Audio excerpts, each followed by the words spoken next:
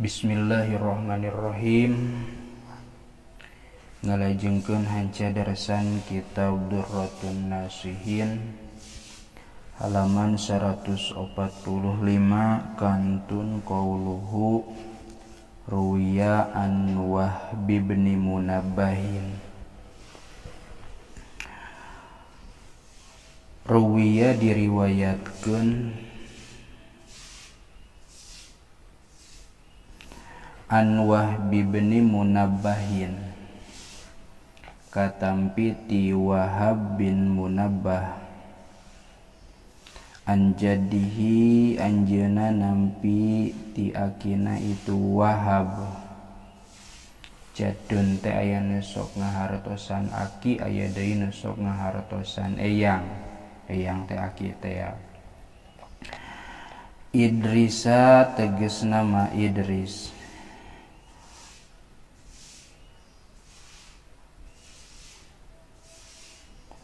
Can aya pailan yang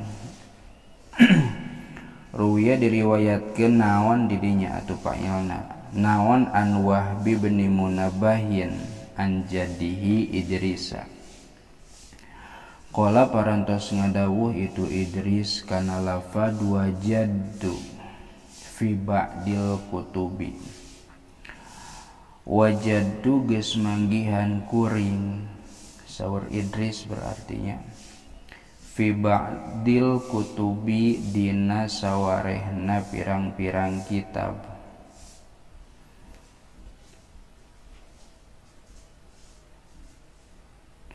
Anna Isa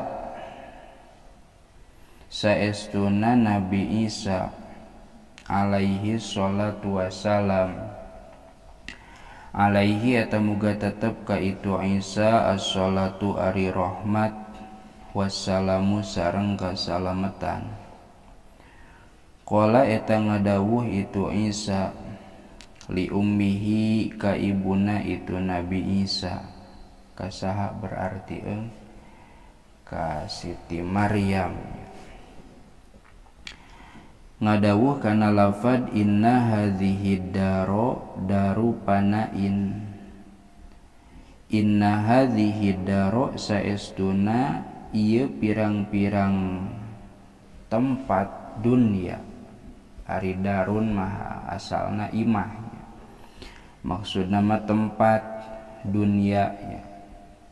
Daru panain eta tempat anu ruksak, tempat karuksakan.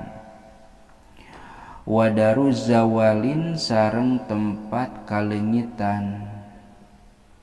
Wal akhiratu sedangkan ari akhirat daru bakoin eta teh tempat kalanggengan, tempat anu langgeng. Fata'ali ya ummahu ya ummah fata'ali maka hayu ka dieu ya ummah he ibu. Pantolako teras angkat itu dua nana, maksud nama Nabi Isa sareng ibuna, ila jabali Lubnanin kahiji gunung nu aya di Libanon, atawa dina sapalih tafsir mah Jabali Lubnan teh ngaran hiji gunung Lubnan, ngan di dieu nu kuat gunung nu aya di Libanon. Fakana maka bukti itu Nabi Isa sareng ummahu, sareng ummah,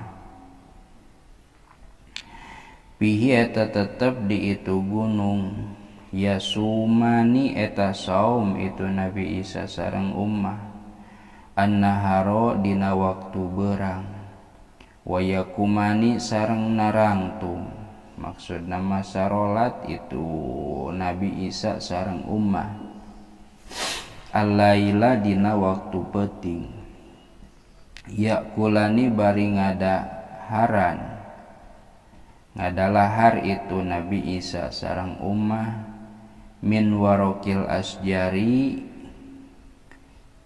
ngadahar tina dangdaunan pirang-pirang tangkal.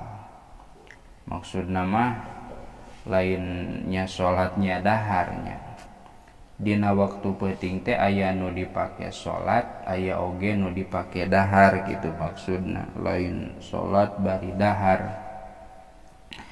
Wa yasrobani sareng ngaleueut itu Nabi Isa sareng ummah alaihi min ma'il amtori tina cai hujan. Famakatha maka cicing atawa caricing itu Nabi Isa sareng ummah ala dzalika kana itu pagawean, maksud nama kitu jeung kitu nya. Kitu jeung kitu teh kumaha eung, beurangna puasa, peutingna dahar nginum salat. Zamanan dina waktu tawilan anu lila. Summa inna Isa terasa estuna Nabi Isa alaihi salam, alaihi eta muga tetep ka itu Isa assalamu ari kasalamatan, habato eta turun itu Nabi Isa data yaumin dina hiji poe minal jabali ti itu gunung, turun gunung ila batnil wadi ka jero jurang, turun ti gunung ka jurang, pikeun supaya naon lial takito karna yen rek mulung atawa rek neangan, maksud nama itu Nabi Isa al hasisa kana jujukutan li iftorihima pikeun buka puasana itu Nabi Isa sareng ummah. Da aridang daunan di luhur mah sanajan loba ge awal akhir erep, tungtungna turun gunung neangan ka jurang ka sisi-sisi gunung pikeun neangan jujukutan anu bisa didahar pikeun buka puasa. Saterasna fala mahabato maka samangsa-mangsa turun itu Nabi Isa. Turun weh Nabi Isa teh ka mana eung? Ka jurang, lain ka jurang ngajelengnya, maksud nama kana tempat anu handap. Nalika kitu jaatah datang saha malakul mauti, malakal maut, malaikat pencabut nyawa. Faqala maka ngucap itu malakal maut kana lafad assalamu alaiki.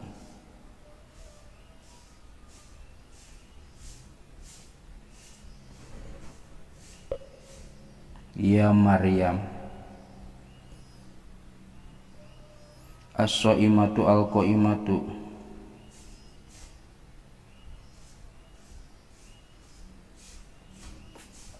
keheula di luhur teh Nabi Isa lungsur tah fala mahabato jigana ieu malakal maut teh sumpingna sanes ka Nabi Isa, nah tapi ka Siti Maryamna. Fala mahabato maka samang-samang saturun Nabi Isa jaka tah datang saha malakul mauti, malakal maut datang ka Siti Maryam anu mana posisina kan keur sorangan. Saur eta malaikat maut Faqala tah ngucap itu malakal maut kana lafad assalamu alaiki ya Maryamus shaimatu. Assalamu ari kasalamatan alaiki eta muga tetep ka anjeun ya Maryamu he Maryam. As-shaimatu anu nuju puasa, al-qaimatu atur anu nangtung, maksud nama salat. Sabada beres kolat rasnaros itu Maryam kana lafad man anta, man eta saha anta ari anjeun, fa inna jildi dasa estuna kulit kami, kodik sa'arro eta nyata ngadegdeg banget, ngadegdeg min sautika tina lantaran sora anjeun. Watoro sareng hiber naon akli akal kami, maksud hiber tanya pikiran kaditu kadieu kumalayang sok aya bahasa pikiran kumalayang kitu nate min haibatika tina haibah anjeun reuas. Pakola teras ngadawuh itu malakal maut kana lafad ana alladzi la arhamus shaghira li sigharihi wala ukrimul kabira li kibarihi.